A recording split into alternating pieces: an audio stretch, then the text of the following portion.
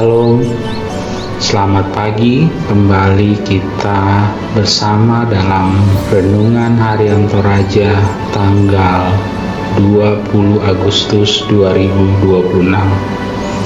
Kiranya kasih Kristus selalu menyertai kita di awal aktivitas kita di pagi hari ini.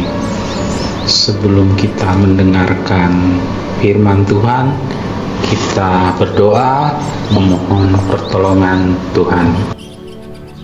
Bapa di dalam surga, terima kasih ya Bapa atas segala penyertaan-Mu kepada kami.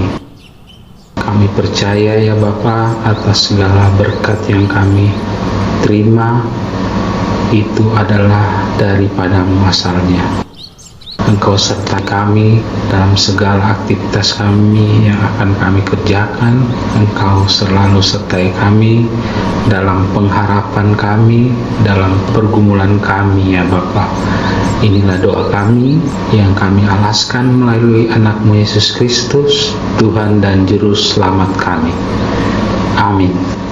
Yesaya 27 ayat 1-13.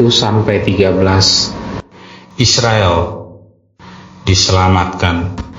Pada waktu itu Tuhan akan melaksanakan hukuman dengan pedangnya yang keras, besar dan kuat atas Leviatan, ular yang meluncur atas Leviatan, ular yang melingkar, dan ia akan membunuh ular naga yang di laut.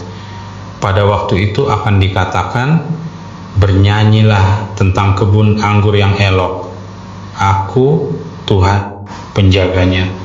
Setiap saat aku menyiraminya, supaya jangan orang mengganggunya. Siang malam aku menjaganya, kehangatan murka tiada padaku. Sekiranya tampak kepadaku putri malu dan rumput, aku akan bertindak memeranginya dan akan membakarnya sekaligus. Kecuali kalau mereka mencari perlindungan kepadaku dan mencari damai dengan aku, ia mencari damai dengan aku. Pada hari-hari yang akan datang, Yakub akan berakar, Israel akan berkembang dan bertunas, dan memenuhi muka bumi dengan hasilnya. Apakah Tuhan memusnahkan umat-Nya seperti Ia memusnahkan orang yang memusnahkan mereka? Atau apakah Ia membunuh umat-Nya seperti Ia membunuh orang yang membunuh mereka? Dengan menghalau dan dengan mengusir mereka, Engkau telah melawan mereka. Ia telah menyisihkan mereka dengan anginnya yang keras di waktu angin timur. Maka beginilah akan dihapuskan kesalahan Yakub, dan inilah buahnya kalau ia menjauhkan dosanya. Ia akan membuat segala batu mezbah seperti batu-batu kapur yang dipecah-pecahkan, sehingga tiada lagi tiang-tiang berhala dan pedupaan-pedupaan yang tinggal berdiri. Sebab kota yang berkubu itu terpencil, suatu tempat kediaman yang dikosongkan dan ditinggalkan seperti padang gurun. Anak lembu akan makan rumput dan berbaring di situ menghabiskan dahan-dahan pohon. Apabila ranting-rantingnya sudah kering, maka akan dipatahkan. Perempuan-perempuan akan datang dan menyalakannya. Sebab inilah suatu bangsa yang tidak berakal budi. Itulah sebabnya dia tidak disayangi oleh Dia yang menjadikannya, dan tidak dikasihi oleh Dia yang membentuknya. Maka pada waktu itu Tuhan akan mengirik mulai dari sungai Efrat sampai sungai Mesir, dan kamu ini akan dikumpulkan satu demi satu, hai orang Israel. Pada waktu itu sangkakala besar akan ditiup, dan akan datang mereka yang hilang di tanah Asyur, serta mereka yang terbuang ke tanah Mesir untuk sujud menyembah kepada Tuhan di gunung yang kudus di Yerusalem. Amin. Tema renungan pada hari ini ialah nyanyian tentang Dia.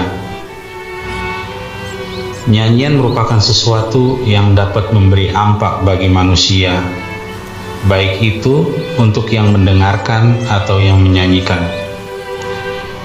Hal ini menjadi alasan mengapa ada banyak nyanyian yang menceritakan tentang jalan kehidupan manusia, mengenai kesedihan, sukacita, kebahagiaan, kesulitan, dan berbagai pergumulan.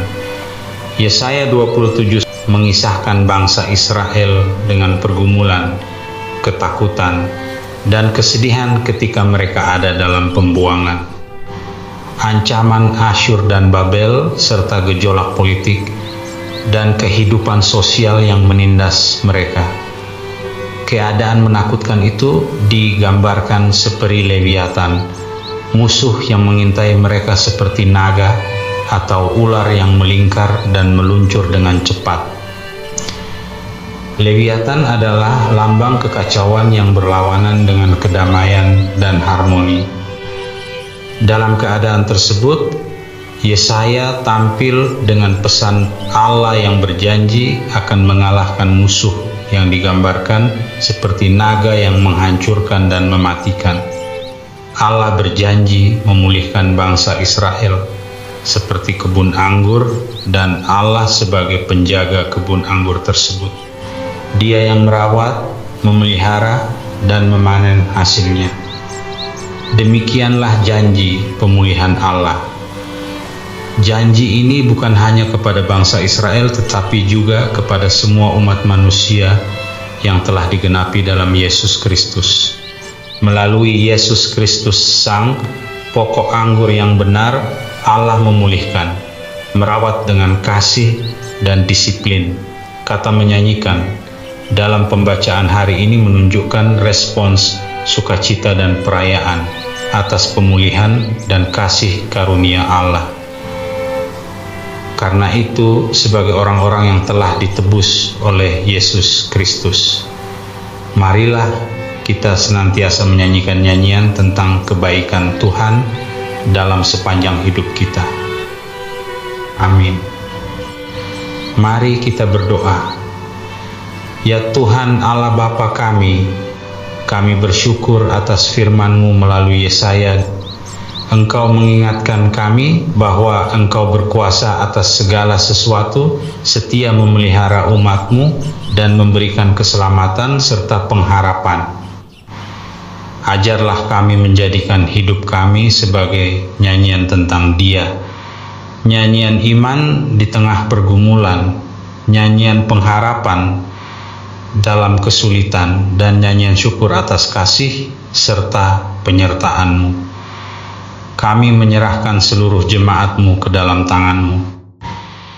Lindungilah setiap keluarga, kuatkan yang lemah, hiburkan yang berduka, sembuhkan yang sakit, teguhkan yang sedang menghadapi pergumulan, dan tuntunlah kami untuk hidup dalam kasih, kesetiaan, dan persatuan.